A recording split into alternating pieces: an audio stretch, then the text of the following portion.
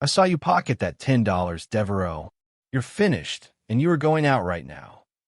Manager Thatcher's voice exploded, raw with malice, cutting across the crowded lunch rush. Thatcher, let go. I didn't do anything. Sloane Devereaux cried out, her fear a high, sharp note that silenced the sizzling fryers. He ignored her, his thick fingers clamping down, physically wrenching her toward the glass door. In the corner booth, Silas Hawthorne, the quiet customer Sloane had just served, watched the public humiliation unfold. He didn't move. He didn't speak.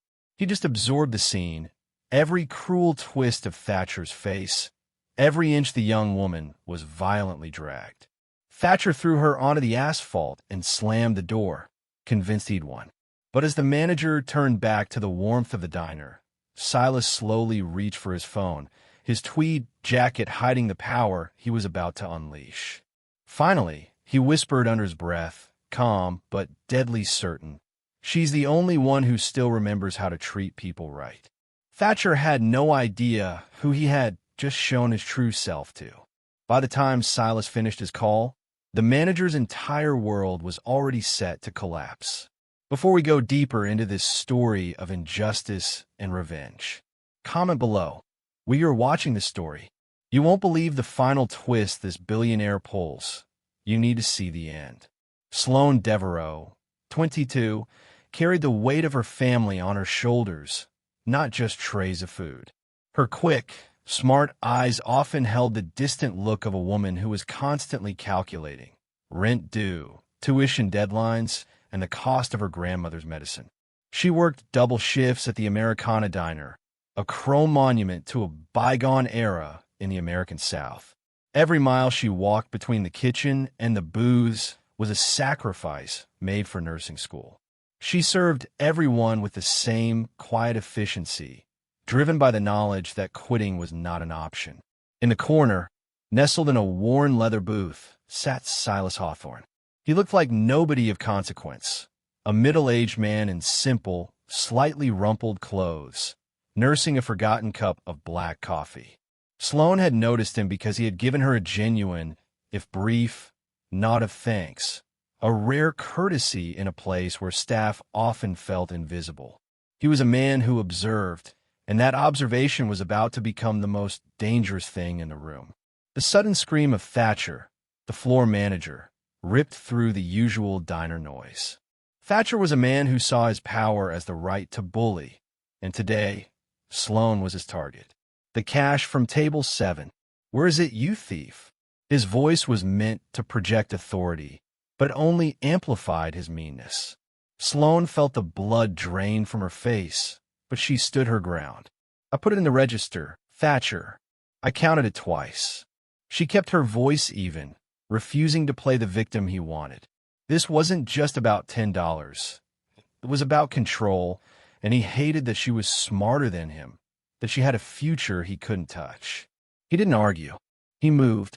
With a sickening lack of hesitation, Thatcher's thick fingers wrapped around her arm. His grip was rough and immediately painful. "Get out. You're done here. We don't need your kind stealing from honest folk." The phrase hung in the air, heavy with unspoken prejudice and contempt. He started to pull, not guiding her, but dragging her toward the front door as if she were a piece of trash. The sight was horrific. Customers stopped chewing. A little girl dropped her fork. Sloane stumbled, struggling to keep her feet, the shame a searing physical pain across her chest. She saw Silas Hawthorne in the corner, his coffee cup still halfway to his lips, his expression unreadable, but his eyes were locked on her. Thatcher threw her outside onto the cracked, sun-baked asphalt. Her knees hit the curb hard, sending a shock wave up her body. The manager wiped his hands on his trousers, savoring his victory, before slamming the glass door shut. Sloane was left breathless and heartbroken, officially blacklisted. Inside, Silas Hawthorne, the quiet customer, finally lowered his coffee cup. He pulled a heavy, expensive phone from his jacket. His fingers flew across the screen, initiating a conference call with his corporate legal team. The only word he spoke, cold and clear into the phone, was a command, The Americana Diner. I need everything on the regional manager now. The heat radiating from the asphalt burned through the thin fabric of Sloane's trousers. The initial shock gave way to a wave of nausea, then a freezing, absolute rage. She sat there for a long moment, simply breathing, trying to regain control of the trembling in her hands. The diner, with its promise of minimum wage and tips, now felt like a cage she had been violently expelled from. The only witnesses were the traffic flying by and the blurry faces staring out from behind the diner's front window. She slowly peeled herself off the ground, brushing the grime from her uniform, a futile gesture. That uniform, it had represented stability, a bridge to her future. Now it was just a crumpled, painful reminder of public failure. She glanced at the closed door, the shadow of Thatcher still visible behind the glass. He wasn't just mean. He was systematic, a small tyrant who had perfected the art of making life difficult for those who couldn't fight back. Sloane remembered the petty cruelties that had paved the way for this moment. The constant, impossible shift changes that messed up her class schedule. The snide comments Thatcher made about her natural hair, claiming it was unprofessional, while he himself looked perpetually rumpled. We've all known a boss like that, someone who uses their small platform to make others miserable. It was the constant, low-level war of attrition that wore people down. But this time he had gone too far. He hadn't just fired her. He had publicly humiliated her and used a racist accusation to do it. The shame was a bitter pill, but the fear was worse. She needed this income immediately. Alara's next medication refill was due in less than a week, and her nursing school deposit was non-refundable. Driven by desperation, Sloane pulled her phone from her pocket and called the nearest restaurant, a small sandwich shop. She secured an interview for the next morning. It was a lower wage, but it was a lifeline. She felt a brief, fragile spark of hope, a belief that she could outrun Thatcher's spite. The next morning, dressed in her best professional clothes, Sloane walked into the sandwich shop. The manager, a young woman with tired eyes, was apologetic but firm. "I'm sorry, Sloane. We actually just filled the position." Sloane pressed her. "I called yesterday. You seemed ready to hire." The manager hesitated, avoiding eye contact. "Look, a colleague of yours called. Said you had unprofessional conduct. It's a small town. We can't risk drama." Sloane's blood ran cold. Thatcher hadn't just fired her. He had actively used his influence to blacklist her from the entire local job market. The corporate legal teams Silas Hawthorne had activated were not slow, nor did they use local procedures. They were the silent, invisible engine of a vast, multinational holding company, and their target was not the diner, but the entire regional structure. Silas wasn't just the owner of the chain. He was an investor who valued efficiency and, above all, integrity, having built his empire from nothing. He had seen the way Thatcher had looked at Sloane, the casual contempt of a man who felt superior, and it triggered a deep, visceral memory. Years ago, Silas had been that young man, scrubbing floors to afford a degree, dealing with the casual disrespect of a manager who thought titles granted them the right to treat others as less. He remembered the sting of being called a failure, and that memory was the fuel for his sudden, intense focus. He wasn't acting on pity. He was acting on a lifelong hatred of petty tyranny. Silas spent the morning reviewing the dossiers his team compiled. Thatcher's personnel file was a disaster.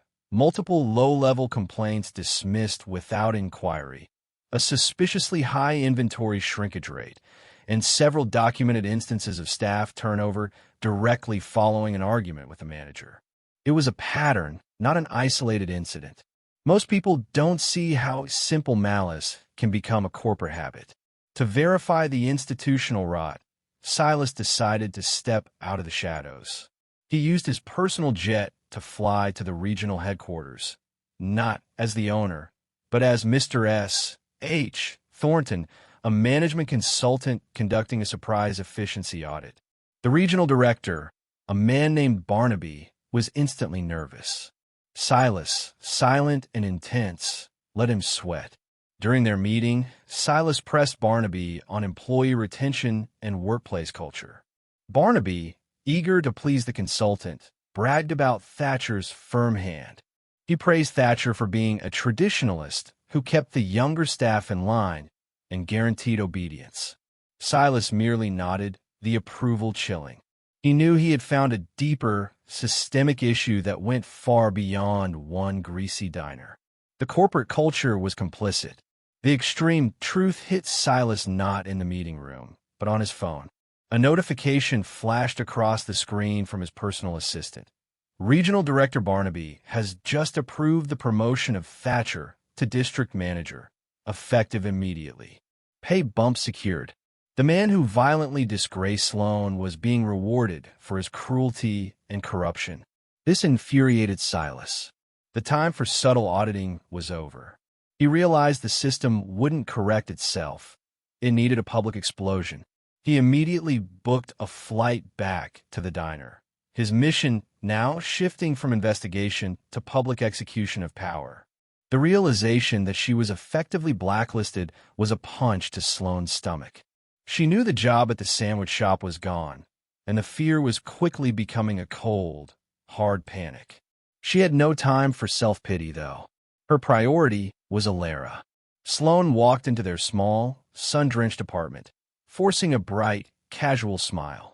"Hey, sweet pea," Sloan said, kissing her grandmother's soft, wrinkled forehead. Alara was the center of Sloan's universe. A woman of quiet strength whose fading health was the driving force behind Sloan's relentless work ethic. The apartment, smelling faintly of lavender and old books, was a sanctuary, and Sloan was determined to keep the darkness out. Sloan quickly changed out of the stained uniform, tucking it deep into the laundry hamper. "They let me off early today, Grandma. Boss said the dinner rush was slow. Good luck for us, right?" The lie was easy, automatic, a shield. She didn't want Alara to worry. She certainly didn't want her to feel guilt. Worry was another expense they couldn't afford. She spent the next few hours in a calming ritual, preparing Alara's light lunch, organizing her medications, and helping her settle down with a glass of sweet tea. This was the quiet, less extreme life she fought for, the moments of peace that justified the grind. Sloan sat with her, reviewing flashcards for her anatomy class, making small talk about the future she was desperately trying to build. Alara's one modern indulgence was a beat-up tablet she used to watch cooking shows and, occasionally, trending videos suggested by the social media algorithm. Sloan was busy in the tiny kitchen, scrubbing furiously at the floor tiles, trying to erase the memory of the diner's harsh linoleum. From the living room, a high-pitched, tinny sound started playing from the tablet. A familiar, frantic voice, then a sudden, low thud. Sloan froze. She knew that sound. It was the sound of a heavy body hitting the asphalt. Alara, focused on a different app, had accidentally clicked on a viral clip suggested by the feed. The raw, shaky video filled the screen. A close-up of a man's angry, distorted face, Thatcher's familiar, cruel silhouette, and the devastating moment he hurled Sloan out of the restaurant door. Alara didn't scream or cry. Her small, frail hands simply let go of the device. It clattered to the hardwood floor, the harsh audio of the public humiliation continuing to play, filling the apartment with a sound louder and more painful than any argument. Sloan rushed out of the kitchen, her heart hammering, to see her entire, careful lie shattered on the screen. The sight of the video, confirming the public disgrace and Sloan's silent suffering, was an extreme event that broke the unspoken contract between grandmother and granddaughter. Alara's eyes were wide, not with anger, but with a paralyzing fear. "Sloan, oh, my sweet girl," she whispered, her voice barely a breath. The confrontation wasn't loud, but it was devastating. Alara's reaction was not rage, but a deep, sorrowful panic. She pulled Sloan close, holding her tight, her small body trembling. "This is what happens, baby. They always try to hold you down." This was a lesson learned over decades of hard work and quiet battles. Alara urged her to take the loss, to find any work, cleaning houses, anything that didn't put her in the path of that kind of public meanness. She was leveraging the tension of the moment, begging Sloane to take a safer, lesser path to be safe. Sloane pulled back, her eyes wet but her jaw set firm. "No, Grandma, I didn't steal. I will not let that man, or that video, define my future. This wasn't just about $10 anymore. It was about dignity and the right to exist without being targeted." The argument was heavy because it came from profound, conflicting loves. Alara's love for Sloane's safety versus Sloane's love for her own integrity. Sloane knew she had to find the proof. She had to fight the narrative Thatcher had created. The whole incident felt too fast, too calculated. She revisited the memory of the few minutes before the manager's rage.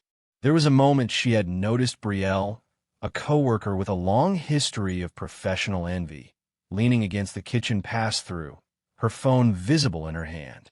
Driven by a sickening suspicion, Sloane opened her messaging app and searched through deleted items and archive chats. She dug through the dark corners of the digital world, hunting for a piece of evidence. And there it was.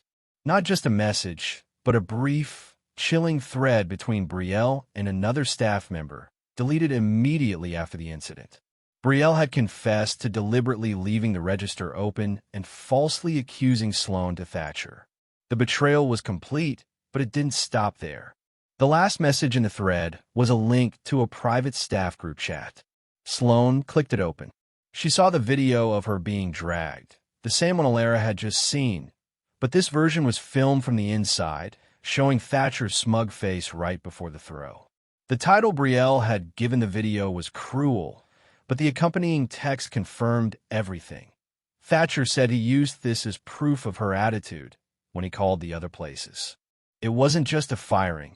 It was a conspiracy to eliminate her professionally. Brielle and Thatcher had worked together to destroy her reputation and ensure she would never get another job in town. If you're loving this story so far, don't forget to smash that subscribe button so you don't miss the next story.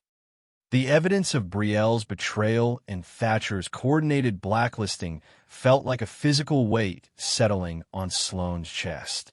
She had the proof of their malice, but proving it to a faceless corporation was a different fight altogether. We've all experienced that moment when we know the truth, but have no power to deliver it. Driven by righteous anger, Sloane took the bus straight downtown to the regional corporate offices of the Americana diner chain. The building was a cold tower of glass and steel, a world away from the greasy warmth of the diner. Sloane walked past security, her heart pounding, clutching the damning screenshots in a manila folder. She reached the HR desk, only to be met by a low-level clerk named Tyrone, who seemed more interested in his nail file than in justice. Tyrone barely glanced at the folder. "Look, honey, your termination is marked unprofessional conduct. We don't reverse manager decisions, especially when money is involved," Tyrone said, his tone dismissive. Sloane tried to explain the conspiracy, the racism, and the proof, but Tyrone simply handed her a generic pamphlet. "File a claim online. It'll take 6 to 8 weeks." Sloane felt the familiar, crushing weight of institutional indifference. She left the office feeling emptier than when she'd arrived, realizing the system was designed to protect people like Thatcher, not victims like her. The rest of the week was a demoralizing cycle of rejection. Every interview, from the supermarket to the gas station, ended the same way. The managers would start friendly, then their eyes would glaze over after they checked her references. Thatcher's vague but powerful accusation had made her radioactive. Sloane returned home each night, utterly defeated. The final insult came on Friday. She saw an opening at a small, independent coffee shop she loved. The owner, a kind woman named Alma, knew Sloane from her visits. Sloane walked in, confident in this one chance. Alma looked genuinely sad. "Sloane, I want to hire you, but I got an anonymous email with a link to that video. I can't afford the drama, dear. I'm sorry." Sloane walked out into the cool evening air, the reality hitting her. Thatcher had secured her complete financial and professional isolation. While Sloan was fighting for a minimum wage job, Silas Hawthorne's corporate team was working in silence across different time zones. They operated with the surgical precision of a billion-dollar entity. Silas hadn't just called legal, he called his chief investigations unit. Their job wasn't HR, it was asset protection and risk elimination. The team started with Thatcher's immediate superior, Barnaby, the regional director. They found Barnaby was protecting Thatcher because Thatcher was padding the local numbers, keeping food costs low by forcing employees to buy cheap, substandard ingredients and selling the better ones on the side, a clear pattern of financial misconduct. Did you know that most workplace scandals start with small, tolerated acts of corruption? The core of the investigation focused on the harassment allegations. Silas's investigators, using discreet surveillance and anonymous interviews, began collecting statements from former and current Americana diner staff, mostly young, minority employees who had been quietly pushed out or silenced. They reported consistent racial microaggressions, unfair shift cuts, and the normalization of Thatcher's emotional abuse. The reports piled up into a damning file detailing systemic abuse. One of the most extreme findings was a discrepancy in the staff tips. Thatcher wasn't just pocketing $10 from Sloan. He was taking small, untraceable amounts from the communal tip jar over months, blaming the shortfalls on the junior staff. This provided a crucial, concrete corporate crime to layer onto the moral crime of racism. As the data flowed into Silas's encrypted files, he felt a cold certainty. Thatcher was a liability, and Barnaby was a willing accomplice. The corporation was sick, and only radical surgery could save it. Silas made a final check on his personal flight, itinerary, and the transfer documents needed for the corporate restructuring he was about to initiate. He looked at the collected evidence on Sloan, her perfect attendance record, her glowing service reviews, and the fact that she was supporting her grandmother. He contrasted this with a mountain of proof against Thatcher. He felt a sharp urgency. The system was about to collapse under the weight of its own rot. Silas closed the laptop, the screen reflecting his determined, unyielding face. He knew the only way to fire Thatcher was to walk back into that diner and do it himself. The tension in Sloan and Alara's apartment was thick enough to cut with a knife. Alara, frail but fiercely protective, tried to intervene after seeing the viral video. She had grown up navigating the subtle but constant traps of racism in the American South, and her instinct was to retreat to safety. Just let go, baby. Your health and your spirit are more important than that place. We'll figure out the money. Generational conflict often arises when safety clashes with dignity. For Alara, survival meant avoiding the fight. For Sloan, dignity meant facing the fight head-on. Sloan could feel the pressure of the money, but giving up on clearing her name felt like losing her soul. I can't let him win, Grandma. If I let him call me a thief, he gets to do it to the next person, too, Sloan pleaded, trying to make Alara understand the principle. The financial reality, however, was closing in fast. The less extreme but pervasive event was the sudden shutdown of their utilities. Sloan had used the last of her savings for Alara's prescriptions, hoping the sandwich shop job would come through. Now the power was cut. The small apartment went dark and silent, save for the hum of the refrigerator that was quickly turning into a sad sigh. Alara started to cry, not out of discomfort, but out of shame that her condition was burdening Sloan so heavily. This domestic crisis was far more painful for Sloan than Thatcher's public cruelty. She hated seeing her strong grandmother broken by the failures of a broken society. Sloan was trying to manage the situation, lighting candles and attempting to call the utility company, when Alara confessed something she had kept secret. The landlord, he wants to sell the building. He gave me a notice last month. He said we have 60 days to find a new place. This was the event that broke Sloan's composure. Not only was she jobless and blacklisted, but her home, their sanctuary, was now on a timeline. The fight for her job instantly became a fight for their roof. She looked at the single lit candle, the flickering flame a fragile symbol of their dwindling hope. While Sloane's life was falling apart, Thatcher was basking in a brief, undeserved moment of glory. The promotion to district manager had made him even more insufferable. He saw the termination of Sloane as a sign of his toughness, and his advancement as proof that corporate rewarded his style. Sometimes, those who abuse power are the first ones the system rewards, right? Silas Hawthorne, now masquerading as Mr. Thornton, management consultant, walked into the regional headquarters. He was calm, impeccably dressed, and spoke with an authority that left Barnaby, the regional director, completely flustered. Silas's goal was simple: get Thatcher to incriminate himself further directly to the owner. Thatcher was summoned, believing he was about to receive accolades. He strode into the conference room, puffing out his chest, ready to pitch his management strategy. Silas allowed Thatcher to talk, letting him weave a narrative of self-praise and false accomplishment. Thatcher boasted about his zero-tolerance policy on minor issues, citing Sloane's case as a prime example. "You have to be firm, Mr. Thornton," Thatcher lectured, leaning across the table. "These young kids, they think they're owed everything, especially the entitled ones. You have to remove them quickly, publicly, to send a message. It keeps the others compliant." Thatcher's eyes gleamed with pride as he described throwing Sloane out, calling it a pattern interrupt. Silas listened, his expression neutral, but his eyes were like chips of ice. He led Thatcher through a series of questions designed to test his ethics. "Do you believe empathy plays a role in employee retention?" Silas asked softly. Thatcher laughed. "Empathy doesn't pay the bills, sir. Fear pays the bills." Thatcher's condescending chuckle.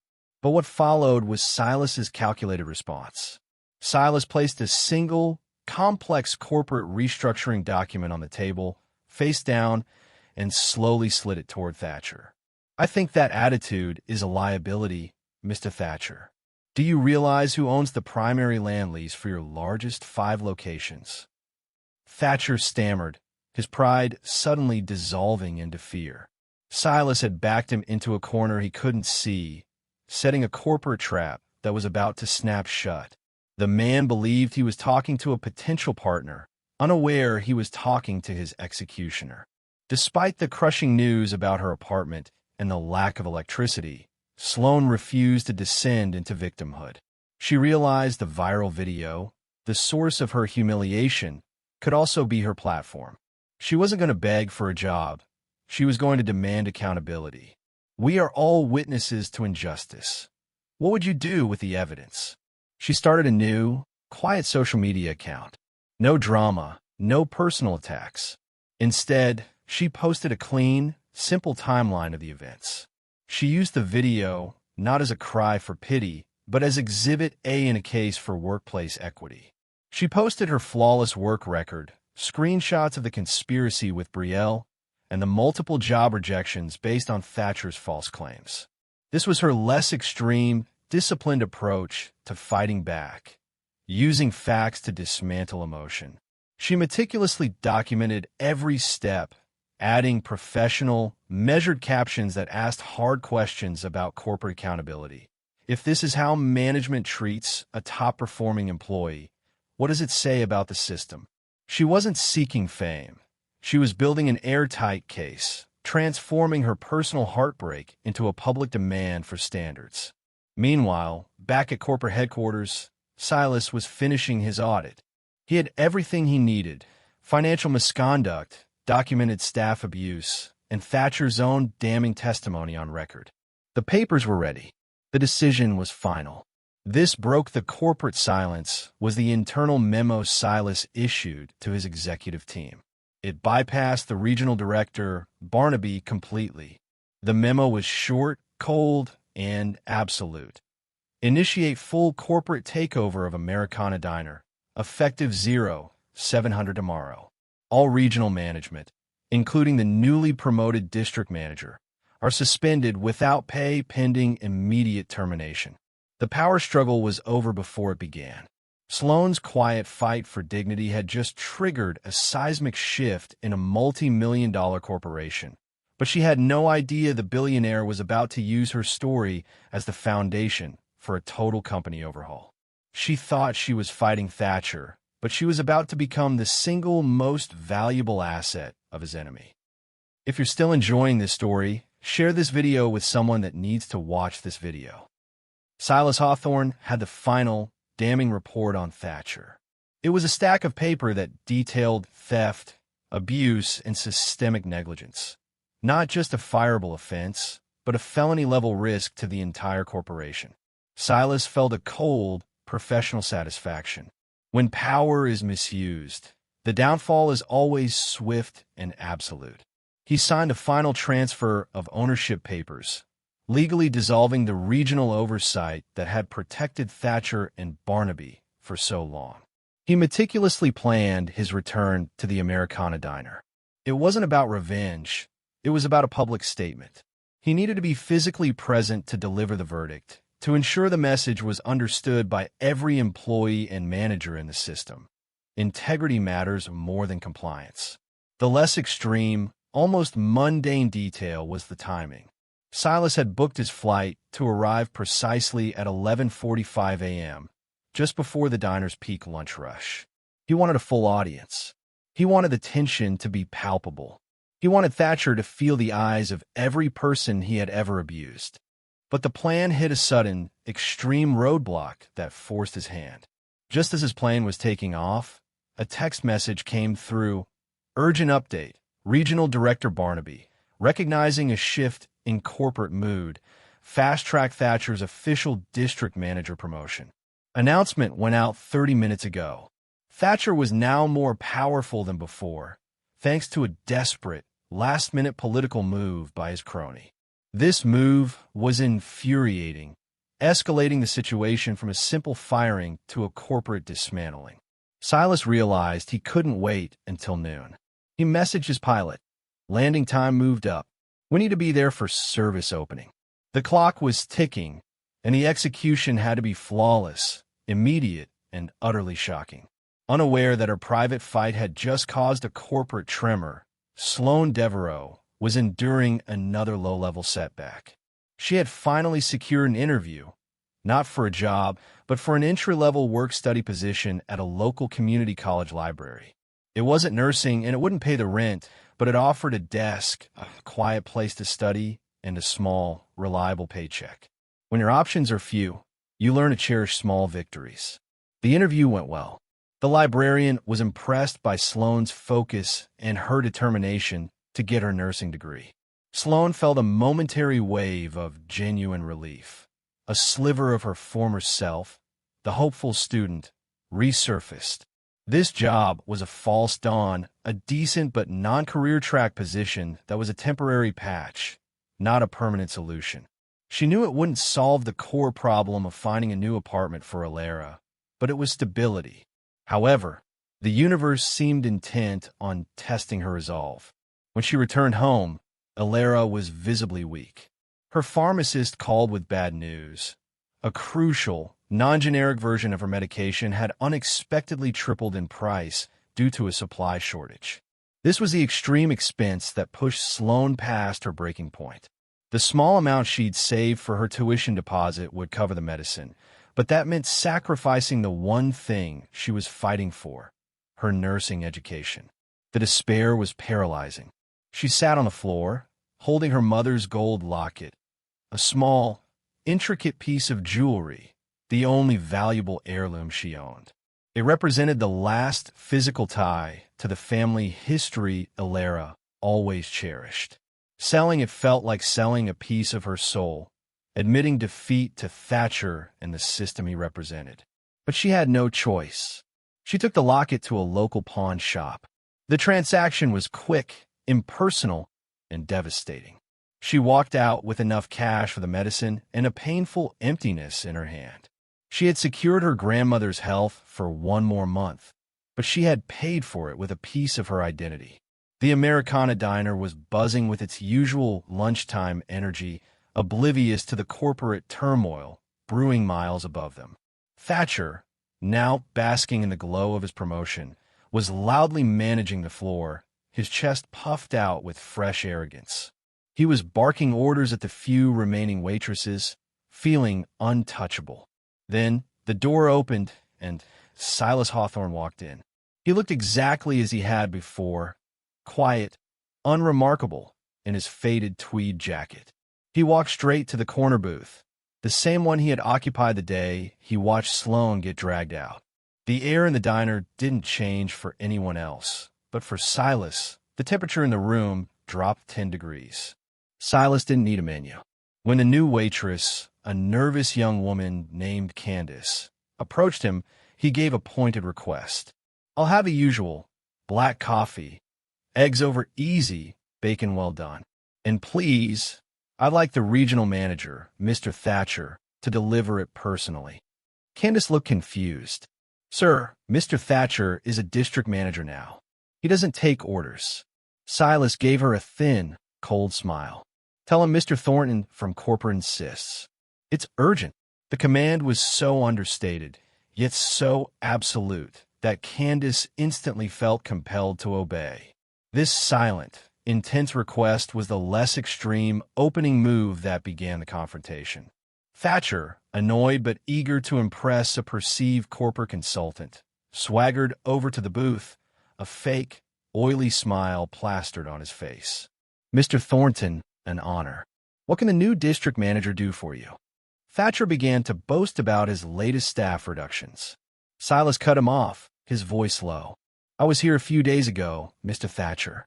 I saw what you did to the young woman, Sloane Devereaux." The sudden mention of her name was the extreme event that wiped the smile off Thatcher's face. He visibly flinched, the color draining from his cheeks. Thatcher immediately launched into his practiced lie. "She was stealing, sir. I had to protect company assets. She was a bad seed, one of the entitled ones." Thatcher's immediate defensiveness was all the confirmation Silas needed. Silas leaned forward, his gaze intense, and began to speak, not like a customer, but like a predator toying with his prey. The questions weren't about eggs and coffee. They were about organizational structure and ethical policy. "The Americana diner chain has an employee retention rate problem, Mr. Thatcher," Silas stated, his voice calm. "We lose nearly 60% of our junior staff within the first 6 months. You stated that fear pays the bills. In corporate terms, fear is a liability, Mr. Thatcher. It leads to tip theft to cover lost wages. It leads to low morale. It leads to viral videos that ruin our brand." Silas was grilling him using the data from the reports, dissecting Thatcher's management style piece by piece. It made Thatcher sweat because he was hearing the language of power he didn't understand. Thatcher tried desperately to deflect the intense scrutiny. "Sir, you can't trust the younger generation. They complain about everything. They're sensitive, lazy. They think their trauma is an excuse for poor performance." He was trying to appeal to Silas's assumed elitism, his voice rising in panicked desperation. This frantic, blaming deflection revealing Thatcher's core moral bankruptcy for the whole table to hear. Silas let Thatcher ramble, letting him dig his own grave deeper. Then Silas slowly stood up, placing both hands flat on the booth table, his tall frame suddenly dominating the space. His voice dropped to an even, powerful command. "Mr. Thatcher, you just confirmed my findings. You're a cancer on this institution." The diner, which had been loud moments ago, suddenly hushed, sensing the power shift. Thatcher, confused and terrified, stammered, "Sir, I don't know what you mean. I'm the district manager." Silas reached into his jacket pocket and pulled out a small, heavy piece of metal. He didn't speak. He just slid the metal across the table, directly into the puddle of spilled coffee near Thatcher's hand. It was a corporate ID badge, made of brushed titanium, far heavier and more important than any regional badge. The entire diner, including the kitchen staff peeking through the swinging doors, saw the badge slide across the table. It wasn't the ID of a consultant. Etched into the titanium, next to the photo, were two words in bold corporate font: Silas Hawthorne, CEO/owner. The logo above the name belonged not just to the Americana diner, but to the entire hospitality conglomerate that owned the land, the restaurants, and the regional headquarters. The revelation was instant chaos. Thatcher stared at the badge, his face turning an ashen gray, his eyes bulging with absolute, crushing horror. The sudden, raw shock made him physically stumble backward, knocking over Sugar Caddy.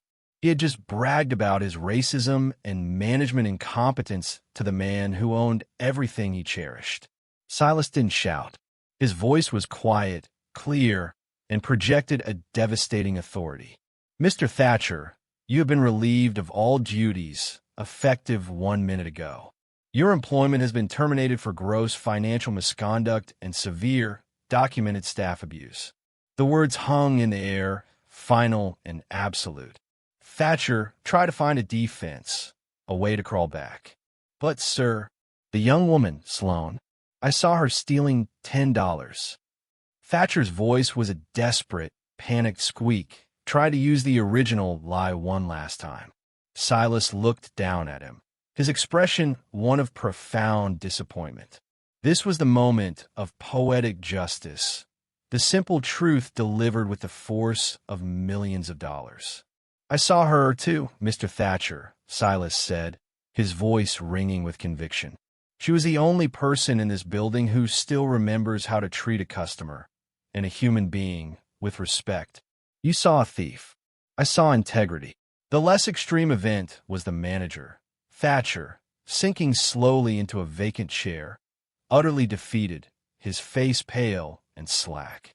But the extreme ending was Silas pulling out his phone, bypassing the local phone lines, and calling his corporate HR department on speakerphone. His voice boomed across the silent diner. "This is Silas Hawthorne. I am confirming the termination of Thatcher, district manager, and I am authorizing the immediate contact of Sloane Devereaux. Tell her I have a new job for her. The diner needs a new manager. It needs her." The staff, the customers, and the defeated Thatcher were all left staring in disbelief. She was gone, but she had just won. If you're loving this story so far, smash that like button and let us know with a fire emoji in the comments.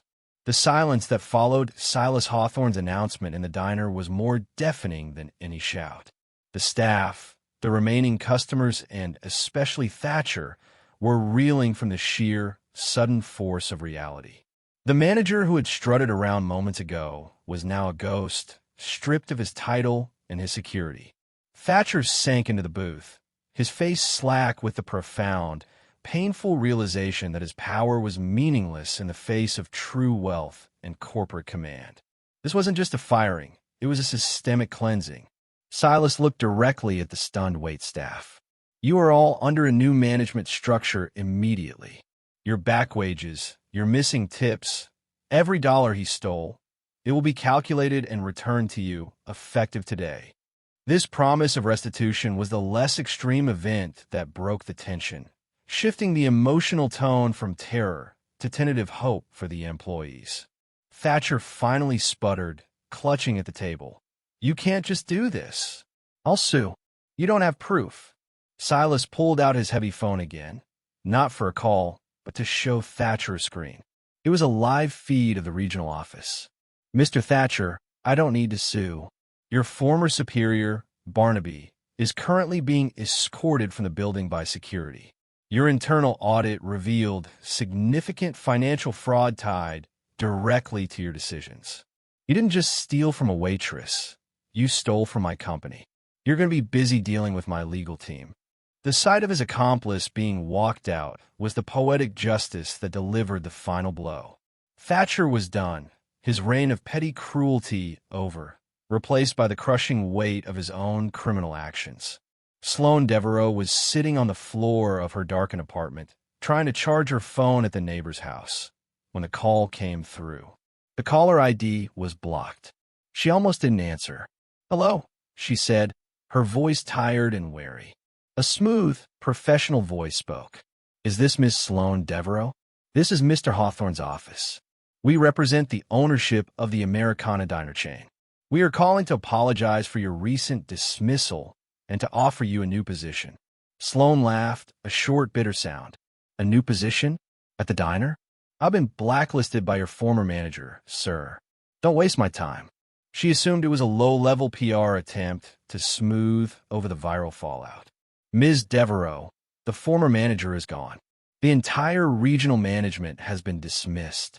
Mr. Hawthorne, the owner, the one you served breakfast to yesterday, saw everything. He has reviewed your case, your work history, and your character. The voice paused, the delivery perfectly timed. He is not offering you your old job back. He is offering you the position of general manager of the Americana Diner. The offer was the extreme event that stunned her into silence. Manager, the person who controlled the schedules, the hiring, and, most importantly, the power. She hung up, thinking it was a cruel joke. She stared at the phone. We've all had a dream so big it feels impossible. What do you do when it lands right in your lap? The phone rang again, and this time, it was Silas Hawthorne himself. His voice was calm, no nonsense. Sloane, I saw your integrity. I saw your dignity. I'm not rewarding you for being a victim. I'm promoting you for being a better leader than anyone I currently employ. You understand people. The job is yours, effective Monday. Say yes. Sloane spent the weekend in a state of stunned disbelief, consulting with Alara, who, after verifying the news with the stunned but suddenly chatty former diner staff, insisted Sloane accept. You take that job, baby, and you show them how it's done. Monday morning, Sloane walked through the front door of the Americana Diner, not in her old, stained uniform, but in a crisp, sharp new business suit. She wasn't carrying a tray. She was carrying the new keys and a heavy sense of responsibility. The staff, a mix of nervous energy and excitement, gathered around her. Her first act was to find her leadership. She addressed the fear in the room, assuring them that pay would be fair and respect would be mandatory. Then, she faced Brielle, her betrayer, who stood shrinking against the wall. Instead of firing her, Sloane offered her a choice. Brielle, you violated my trust. You helped Thatcher, but you still need this job. You can stay on probation. You follow the rules. You treat your coworkers with respect, or you are out. I am building a culture, not conducting revenge. This act of measured empathy and justice set a powerful, non-vindictive tone. The immediate changes were felt. Sloane fixed the schedules to accommodate the college students. She ensured tips were transparently distributed. She used her nursing school knowledge to establish better sanitation procedures. But this underscored her authority happened at the end of the first week. Thatcher returned, desperate and raging, trying to sneak into the back office to retrieve files. Sloane, standing tall, met him at the kitchen door. He tried to intimidate her one last time. You think you deserve this, little girl? You got lucky. Sloane didn't raise her voice. She simply held up her official manager's phone and called the local police station, informing them of a trespasser on company property. As Thatcher was escorted away in front of his former staff, Sloane understood that true authority was quiet, lawful, and absolute. Under Sloane's management, the Americana Diner didn't just survive, it thrived. The culture of fear evaporated, replaced by one of respect, and the productivity soared. The story, once about a cruel manager, became a local legend about a young woman who fought back and won. The event demonstrating the final shift in power came from an unexpected source, the local paper. A large feature was run on the diner, praising its remarkable turnaround and its new, young manager. The article focused not on the scandal, but on Sloane's innovative scheduling and her new staff training program. She was quoted talking about integrity being the single most valuable asset a company could possess. The quietest form of poetic justice was revealed in a small, fleeting moment. Sloane was walking out of a low-wage job fair, recruiting for her staff, when she saw a familiar, defeated figure filling out an application for a graveyard shift janitor position. It was Thatcher. His eyes met hers for a brief second. There was no anger, only a vacant, hollow shame. He was facing the consequences of his actions, humbled to the point of being invisible. But Sloane's vision extended beyond the diner. She used her new influence and Silas's backing to establish the Hilaire Devereaux Scholarship Fund, dedicated to helping junior staff pay for college and vocational training. This extreme event solidified her legacy. She transformed her struggle into a lifeline for others. She didn't just get revenge. She created systemic change, proving the leader's true job is lifting people up, not holding them down. The story ends exactly where it began, in the corner booth of the Americana Diner. Sloane, now a confident, polished general manager, was reviewing inventory when Silas Hawthorne walked in for the last time. He ordered his usual black coffee, and this time, he didn't hide his identity. "You've done good work, Sloane," Silas said, his eyes scanning the busy, happy staff. "The numbers are up. Morale is up. You fixed the culture." Sloane smiled, a real, unburdened smile. "I learned it from watching you, Mr. Hawthorne. You didn't just give me a job. You gave me a voice." Silas leaned back, a genuine warmth finally thawing his controlled expression. This was the moment for the final, quiet twist. "I did it because someone did it for me, Sloane. 40 years ago, I was 22, working 3 jobs, trying to keep my mother housed. I was fired for a lie, just like you. A quiet businessman was watching, and he risked everything to give me a chance. I promised myself I'd never forget that feeling." This final revelation linked their pasts, making their story a generational cycle of kindness and empathy. Silas stood up to leave, placing a generous amount of cash on the counter for the coffee, an amount far more than the bill. He turned to look at Sloane, his final words the poetic conclusion to their shared journey. "That uniform, Sloane," Silas said, glancing at the crisp fabric of her old Waitress shirt hanging framed in her office. "You treated me like a person. Never forget that feeling." The fight for dignity never ends, but the victory can change everything. If this story of betrayal, revenge, and ultimate triumph moved you, don't risk missing the next chapter in the fight for justice. Subscribe now, so you're not caught off guard by the twists life throws at us.